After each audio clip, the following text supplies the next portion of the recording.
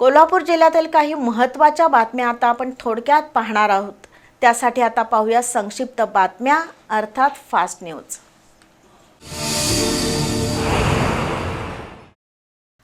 कायदा सुव्यवस्थेचा प्रश्न निर्माण होऊ नये, आपत्कालीन परिस्थितीत नागरिकांना ताबडतोब मदत मिळावी या उद्देशानं पोलीस अधीक्षक निलोत्पल यांनी चार्ली पेट्रोलिंग ही संकल्पना आणली आहे। कोल्हापुरातील जुना राजवाडा, लक्ष्मीपुरी, शाहूपुरी, राजारामपुरी पोलीस ठाण्यातील चार्ली आणि बीट मार्शल यांच्यासोबत आता दंगल काबू पथकातील कर्मचारी सक्रिय राहणार आहेत। ही पथकं 24 तास गस्तीवर असणार आहेत। 2 जुलैपासून ही संकल्पना प्रत्यक्षात आली आहे। अधीक्षक निलोत्पल, अप्पर पोलीस अधीक्षक अण्णासाहेब जाधव, शहर उपअधीक्षक प्रिया पाटील यांच्या पुढाकारातून चार्ली पेट्रोलिंग प्रारंभ झाला।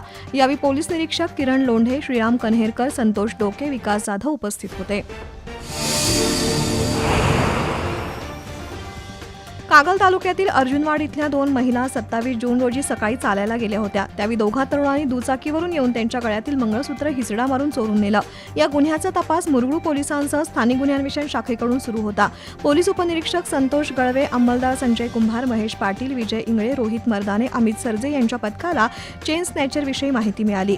त्यानुसार उजळाईवाडी विमानतळ परिसरात संशयितरित्या फिरणाऱ्या प्रज्वल अकुर्डे आणि प्रवीण चौगुले या दोघांना ताब्यात घेतलं। त्यांच्याकडे कसून चौकशी केल्यानंतर त्यांनी अर्जुनवाड ते हळदी रस्त्यावर महिलांच्या गळ्यातील दागिने हिसकावल्याची कबुली दिली। त्यांच्याकडून सुमारे 2.5 तोळे वजनाचे सोन्याचे दागिने आणि गुन्ह्यात वापरलेली दुचाकी असं सुमारे 2.25 लाखाचं साहित्य जप्त केलंय।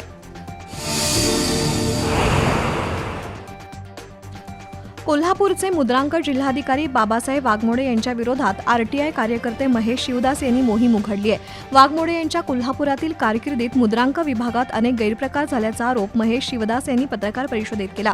यासंबंधी माहिती अधिकारात माहिती मागवली होती, पण लोकहित नसल्याचं कारण देऊन माहिती देण्यास टाळाटाळ केली जाते। गैरप्रकार आणि भ्रष्टाचार उघडकीस येण्याच्या भीतीपोटी मुद्रांक विभागात माहिती अधिकार कायद्याची पायमल्ली केली जाते।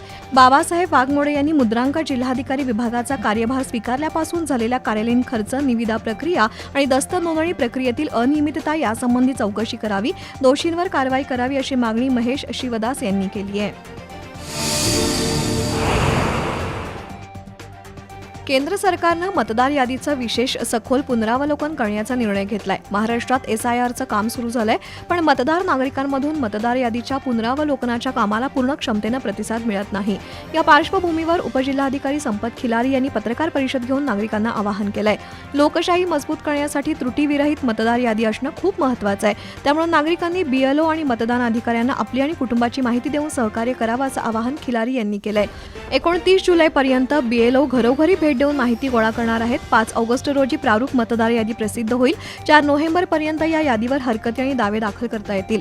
3 ऑक्टोबरपर्यंत हरकती दावे निकाली काढले जातील। 7 ऑक्टोबर रोजी त्रुटीविरहित अंतिम मतदार यादी प्रसिद्ध केली जाणार आहे असं खिलारी यांनी सांगितलं।